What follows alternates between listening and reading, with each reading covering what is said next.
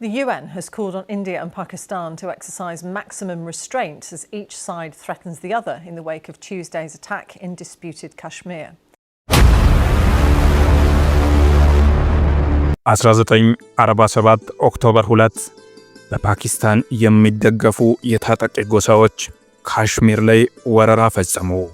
ይህም ሁኔታ የመጀመሪያው የኢንዶ-ፓክ በካሽሚር ላይ ለ10 ዓመታት የዘለቀ ግጭትን ቀሰቀሰ። ዛሬም እሳቱ እየነደደ ነው። ውጥረቱ በበዛበት ተለዋዋጭ ሁኔታዎች በሚኖሩበት በደቡብ ኤሽያ በህንድና በፓኪስታን መካከል ያለው ግጭት ከ7 10 ዓመታት በላይ አስቆጥሯል። እነዚህ ሁለቱ የኒውክሌር ጦር መሳሪያ የታጠቁ መንግስታት ስር የሰደደ ታሪካዊ፣ ፖለቲካዊ፣ ወታደራዊ ግጭቶችና ዲፕሎማሲያዊ ቀውሶች ገጥሟቸዋል። ነገር ግን ሁኔታዎች ወደ ሙሉ ጦርነት ቢሸጋገሩስ እነዚህ ሁለቱ የኤሽያ ሀገራት በኢኮኖሚ ምን ያህል ጠንካራ ናቸው? እንዲህ አይነቱ ግጭትስ ምን ያስከትላል? ቃኝተነዋል። አብራችሁኝ ቆዩ።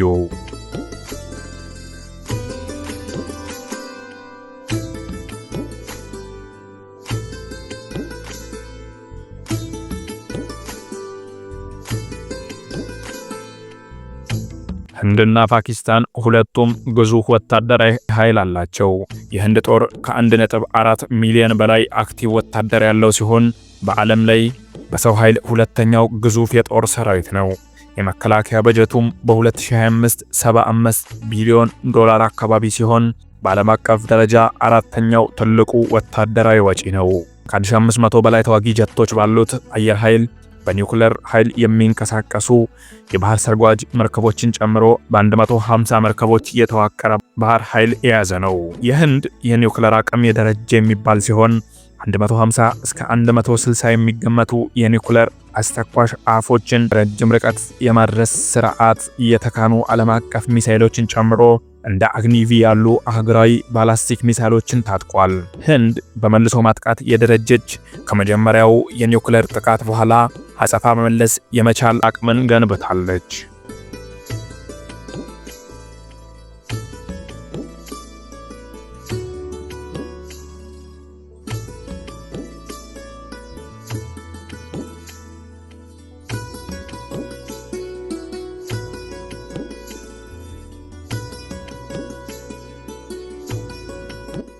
ፓኪስታን ከህንድ አንጻር የቆዳ ስፋቷ በብዙ የምታንስ ብትሆንም ግዙፍ ወታደራዊ ኃይል አላት።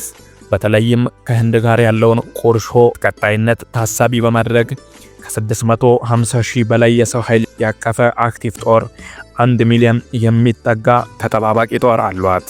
12 ቢሊዮን የመከላከያ በጀት የመደበች ሲሆን ይህ ከህንድ 6 እጥፍ የሚያንስ ቢሆንም በስትራቴጂካዊ ጥምረት በቴክኖሎጂ ኢንቨስትመንት ውጤታማ ወታደራዊ ግንባታ አድርጋለች። ፓኪስታን F-16 IF-17 ሚራጅ 3ን በድምሩ ወደ 800 በላይ የጦር አውሮፕላኖችን ያጠቃለለ አየር ኃይል የባህር ሰርጓጅ መርከቦችን ጨምሮ 45 የሚጠጉ መርከቦችን የያዘ የባህር ኃይል ባለቤት ናት። 150 የሚጠጋ የኒውክሌር ጦር መሳሪያዎች ሻሂንና ጋውሪ ሚሳኤሎችን ጨምሮ የአጭር የመካከለኛና ረጅም ርቀት ሚሳኤሎችን ታጥቃለች።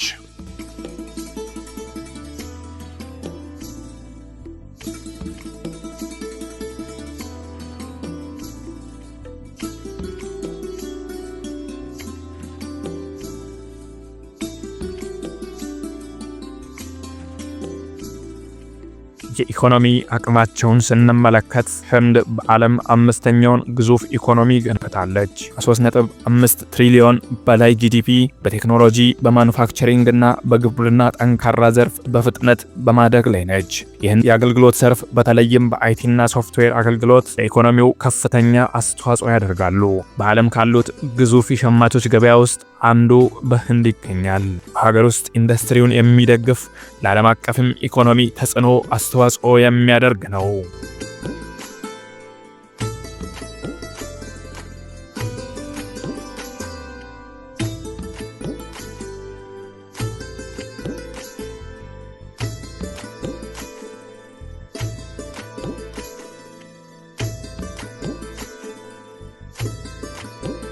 በሌላ በኩል ፓኪስታን ትንሽ ኢኮኖሚ ሲኖራት አጠቃላይ ሀገር ውስጥ ምርት ወይም ጂዲፒ ወደ 350 ቢሊዮን ይጠጋል።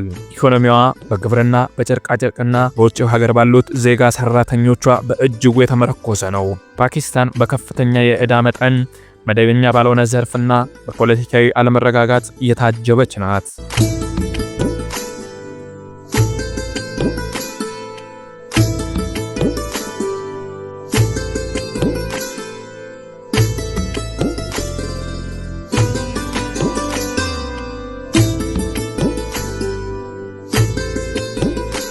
ይህ ግጭት ወደ ጦርነት ቢያመራ ምን ሊፈጠር ይችላል የሚለውን ሴናሪዮ ስንመለከት በሁለቱ የደቡብ ኤሽያ ሀገራት መካከል ሙሉ ጦርነት ቢጀመር የመጀመሪያው ምዕራፍ ከባድ በአየር ኃይል የተመራ ጥቃት በመሰረተ ልማት፣ የጦር ሰፈሮችና ስትራቴጂካዊ ቦታዎች ላይ ሊሰነዘሩ ይችላሉ። ኒውክሌር መጠቀም የሚችሉበት እድል ውስን ነው። ህንድ በቴክኖሎጂ የፈረጠመና የላቀ ወታደራዊ ኃይል በመጀመሪያው ምዕራፍ የፓኪስታንን ጦር ሊያሸንፍ የሚችልበት እድል የሰፋ ነው። ነገር ግን ፓኪስታን ኒውክሌርን ወደ ጦር ሜዳው የማምጣትና የማጥቃት እድሏን ይጨምረዋል። ይህም ግጭቱን ወደ ኒውክሌር ጦርነት ይወስደዋል። ሌሎች ሀያላን ሀገራት ዩናይትድ ስቴትስ፣ አሜሪካ፣ ቻይናን ሁኔታውን ሊያባብሱት ይችላሉ።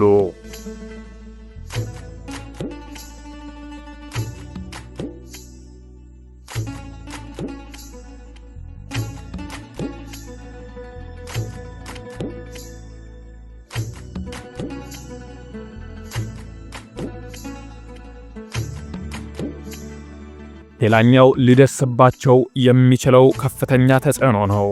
የህንድ ኢኮኖሚ ምንም እንኳን የደረጀ ቢሆንም በመሰረተ ልማት ውድመት፣ የኢንቨስተሮች ሽሽትና የዓለም አቀፍ ሀያላን ጦርነቱን ለማስቆም ሊጥሉ በሚችሉት ማዕቀብ ከፍተኛ ጉዳት ሊያስከትልባት ይችላል። ደካማ ኢኮኖሚ ያላት ፓኪስታንም ከህንድ በበለጠ መልኩ ለዚህ ውድቀት ተጋላጭ ነች። ለሰብአዊ ቀውስና የኢኮኖሚ ውድቀትም ሊዳርጋት ይችላል።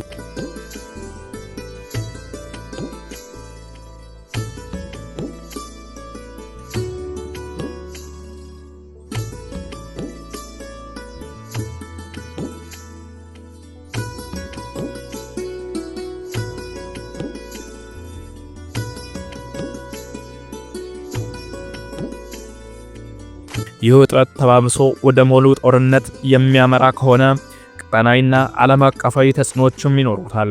የመጀመሪያው ከፍተኛ ተጽዕኖ የሚያሳድረው በደቡብ ኤሽያ ኢኮኖሚያዊ፣ ማህበራዊ መዋቅር ላይ ነው። እንደ አፍጋኒስታን፣ ባንግላዴሽ፣ ኔፓልና ስሪላንካ የግጭቱ አስከፊ ውጤት ሰለባ ይሆናሉ። ሌላኛው የዓለም አቀፍ ተጽዕኖ ህንድ በቴክኖሎጂው ዘርፍ ያላትን ኢኮኖሚያዊ አስተዋጽኦ በከፍተኛ ሁኔታ ስለሚቀንስ የዓለም ንግድ መቀዛቀዝ ሊገጥመው ይችላል። በሚሊዮኖች መፈናቀልና ወደ ምዕራባውያን የሚኖረውን ፍልሰት ስለሚጨምረው አሁን ባለው የዩክሬንና ራሽያ ጦርነት ያመጣው ኢኮኖሚያዊ ቀውስን ሊያባብሰው ይችላል። በተለይም እንደ አፍሪካ ያሉ አህጉራት የዚህ ገፈት ዋነኛ ቀማሽ ይሆናሉ። እናም የዩቲዩብ ቤተሰቦች ኒውክሌር የታጠቁ ሀገራት የሚያደርጉት ጦርነት መዘዙ አስጊ እንደመሆኑ እየተባባሰ የመጣውን ውጥረት ሀያላን ይህንን ግጭት ወደ ሙሉ ጦርነት ሲያመራ በዚህ አስከፊ እልቂት ሊያመጣ በሚችለው ሁኔታ ውስጥ የግል የሀገራቸውን ብሔራዊ ጥቅም ከማስቀደም የተቆጠበው ሰላማዊ መንገድ ድርድርና ንግግር እንዲያስቀድሙ ጫና ያደርጉ ዘንድ ምኞታችን ነው። ቸርን ሰንብት።